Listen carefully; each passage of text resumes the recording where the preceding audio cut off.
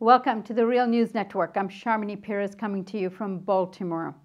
The resignation of Attorney General Eric Holder was announced on Thursday afternoon by the White House. Mr. Holder was among Obama's first nominees to the cabinet. The president-elect announced his selection on the same day he announced Hillary Clinton's appointment as Secretary of State.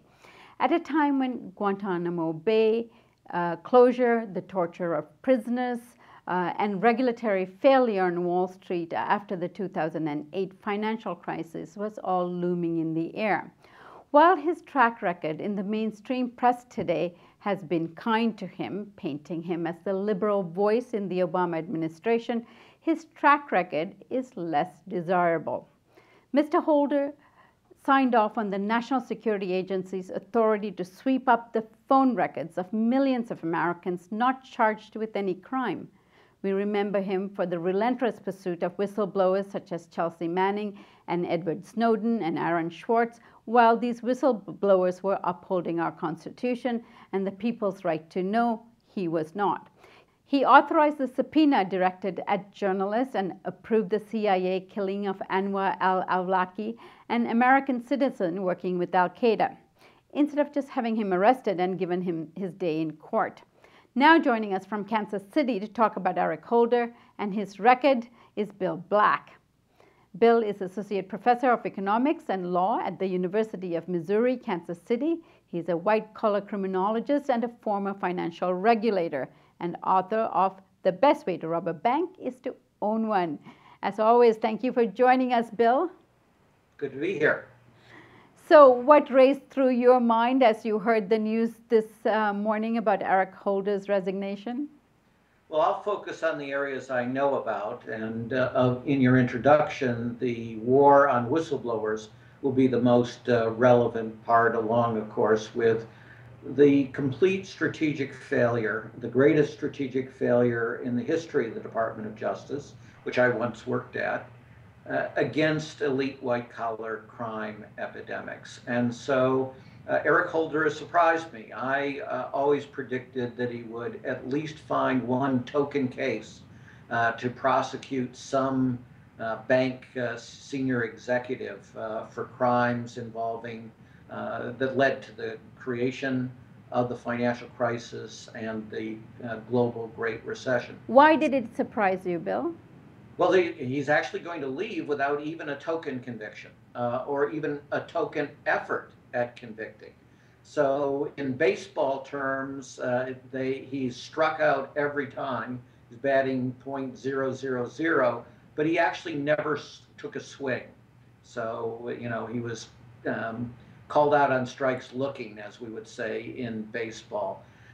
And I couldn't believe that he would leave without at least having one attempted prosecution against these folks. So he hasn't done the most he never did the most elementary things required to succeed. He never reestablished the criminal referral process, which is from the banking regulatory agencies, who are the only ones who are going to do wide-scale criminal referrals against bank CEOs, because of course banks won't make criminal referrals against their own CEOs. Holder could have reestablished that criminal referral process in a single email on the first day in office to his counterparts in the banking regulatory agencies, and he's going to leave never having attempted to do so. On top of that, if you're not going to have criminal referrals from the agencies, the only other conceivable way that you're going to learn about elite criminal misconduct of this kind is through whistleblowers. And as you mentioned, this administration and Eric Holder in particular are known for the viciousness of their war against whistleblowers. What the public doesn't know, and it doesn't know because of Eric Holder, is that in the three biggest cases involving banks, again, none of them, not a single prosecution of the elite bankers that drove this crisis. All three of those cases against Citicorp, against JP Morgan, and against Bank of America were made possible by whistleblowers. Eric Holder was the star at the Department of Justice press conferences in each of these three cases. And he and the Justice Department officials, the senior Justice Department officials at those press conferences never mentioned the role of the whistleblowers, never praised the whistleblowers, and never used those press conferences as a forum for asking whistleblowers to come forward. And so your viewers should take a look at the Frontline special on this, where the Frontline producers made clear that as soon as the word got out that they were investigating the area, dozens of whistleblowers came forward, and each of them had the same story, that the Department of Justice had never contacted them. So, and instead of going after the big guys, by the way, they didn't go after the small CEOs either. I keep talking about elite CEOs for obvious reasons. They cause far greater damage. But there are all these CEOs of the not very big mortgage banks who are not prestigious, who are not politically powerful. And Eric Holder refused to prosecute them as well. What did he do instead? Well, he prosecuted several hundred mice. And so the saying in the savings and loan industry is true again. Holder was chasing mice while lions roamed the campsite. And most disgraceful of all, the official position of the Justice Department and the FBI, as I've written and quoted from their annual reports on mortgage fraud, is that mortgage fraud is largely, supposedly, an ethnic crime with particular disfavored ethnic groups like Russian Americans. This is A, not true, and B, an obscenity for the Department of Justice in particular, which is, after all, charged with preventing this kind of discrimination.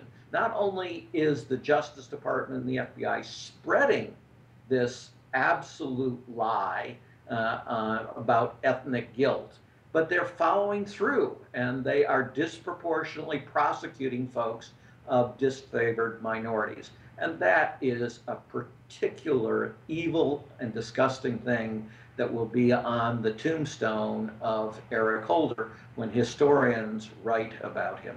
Well, one of his biggest failures is that he refused to go after the big banks, and he was very quick to come to negotiated settlements instead of prosecutions. Yeah, the negotiating strategy ensured that the top bankers had to win the negotiations.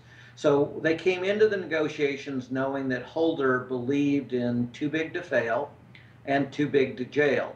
And that means that by definition, any civil fine cannot be all that serious compared to the size of the institution, because they're scared to death of doing anything that could render the capital of that bank insufficient. So you know the fine is going to sound large, but is going to be small relative to your capital, and no big problem. The other thing you know is you have to make sure, as the CEO, that you take care of the little people as well. Because if they start pleading guilty, then they seek deals with the prosecutors in which they get immunity and they rat out people above them, and that eventually could lead to you. So you want to make sure not only that you don't get prosecuted, you want to make sure that even low-level officers don't get prosecuted. And with Holder being primarily interested in dollar size, he was quite willing to trade off. So you're the CEO, you control the corporation, and you can trade off a slightly larger fine for complete immunity from prosecution, not only from you, but all of the officers. That makes sure you don't get prosecuted. But you can also trade off to make sure that the government doesn't, what we call, claw back the bonuses and such that you got because of the fraud. So instead, all of the loss goes to the bank, which of course is borne by the shareholders, not by the senior officers. So the Justice Department is happy. Holder declares victory because he gets a significant dollar number. But what does the market do? The market says, great. And indeed, the share price of these banks increases immediately after they announce their settlements. So Holder has been skinned alive in these negotiations. Unfortunately, that means the United States of America has been taken to the cleaners in all of these negotiations. He's been played for a fool very successfully by the top bankers. So the taxpayers have been failed once again. That and the shareholders.